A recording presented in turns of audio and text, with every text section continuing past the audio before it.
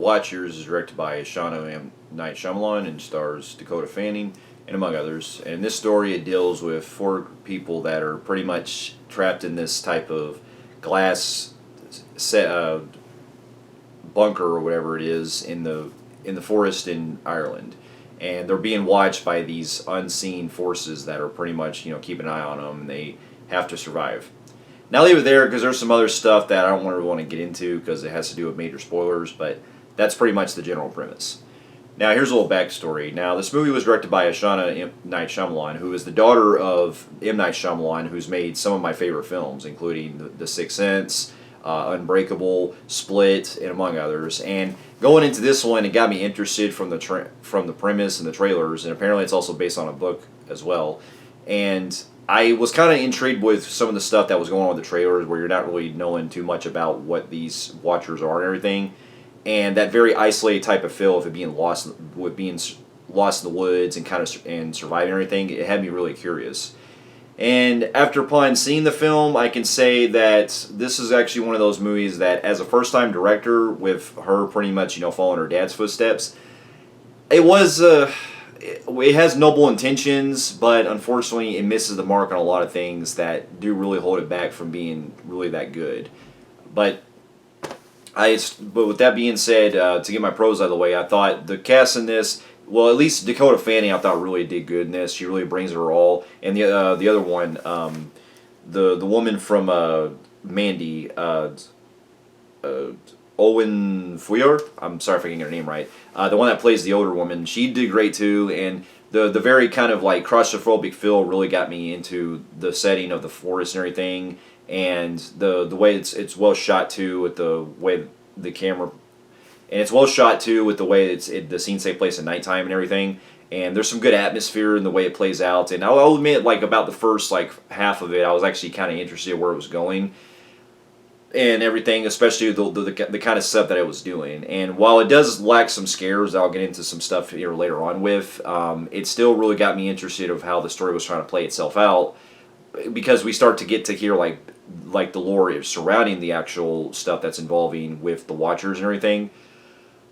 But that's where we get into pretty much some stuff that holds it back from being great, unfortunately. And as much as I was getting into with a lot of the stuff that was involved with the first half, at least as a decent start, it unfortunately started to lose me once it gets toward its third act. Because once it starts to reveal its twist of everything that's happening, it really feels like the movie should have probably either went on longer to really elaborate on some stuff, or really needed a better script to really kind of play this out, because it actually kind of gets really confusing and doesn't make sense with the way it plays out with its twists and turns that happen later on in the film.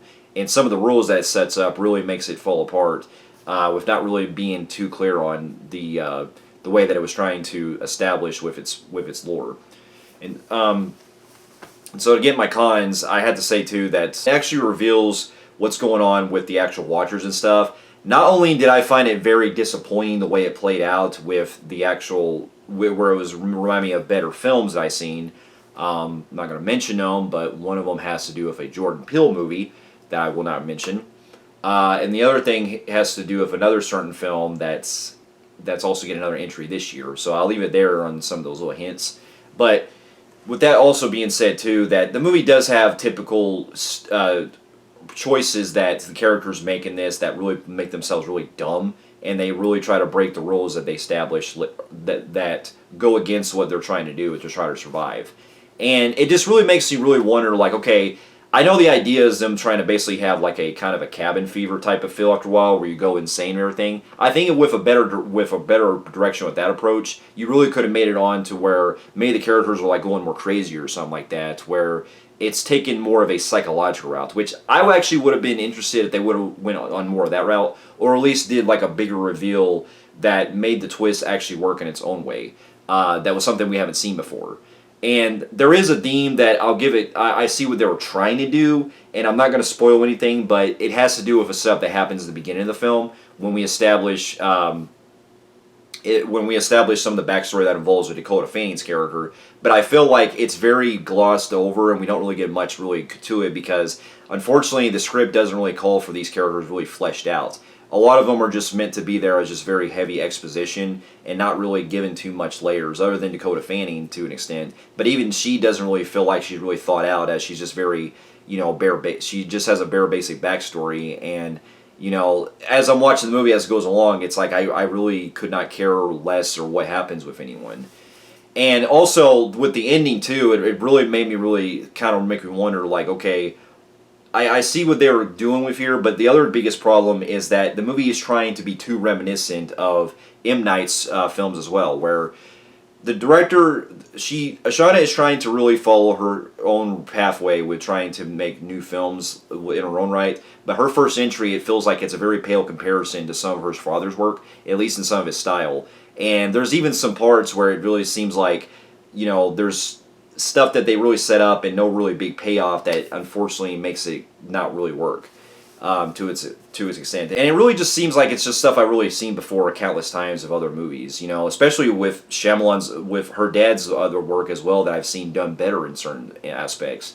And also, to a degree, it's also following the same problems that a lot of his stuff also has too, and especially when it comes to building into climaxes and stuff. And so there's more I'm going into detail, but that's really that's really the biggest gist I have with it, is that the movie just really seems like it just has a very disappointing climax, and it's not really fully established with the way it plays with its writing and everything. And also some of the dialogue and some of the performances, like in some of the other acting, can be pretty hit and miss, especially the guy that plays Daniel, the way that he kind of acts. And I think that was maybe the intention that they were going for, like to give him that kind of cabin fever type approach where he's going insane and stuff. But just the way that he's kind of like smiling and stuff, like the beginning and everything, it just really seems like things are going very nonchalantly. That, and I also really didn't feel any kind of tension that was going on as the movie played along with it, because any type of momentum, any type of fear or anything that was happening with it, other than maybe one scene that happens toward later on in the film, I just didn't really feel much of what was happening, what going on, because a lot of it just feels very like the typical cliches that we've seen with a lot of these type of movies where people are trying to survive and stuff.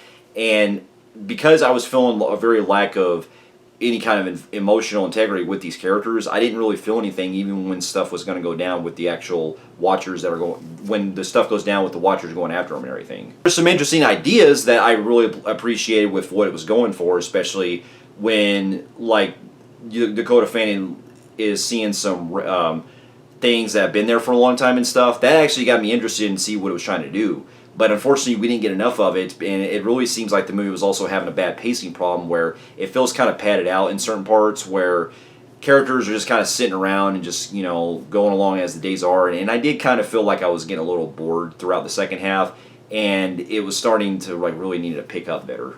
And so there's more I can go into detail, but this is actually going to be one of those movies that's going to be very forgettable for me. And because I didn't really have a full-on hate for it, I just feel like it was a big misstep as a good try, good intentions, but bad, not so good but bad execution when it comes to a first-time director. And hopefully in the future that she makes some good stuff down the line. But for now, unfortunately, this was definitely a misstep. And with that, I'm going to give the movie a high disaster grade on the Film Freaks meter. And so, for those of you who have also seen The Watchers and also read the book that it's based on, let me know in the comments of what you thought about it. And thank you so much for watching, and I'll see you in my next review.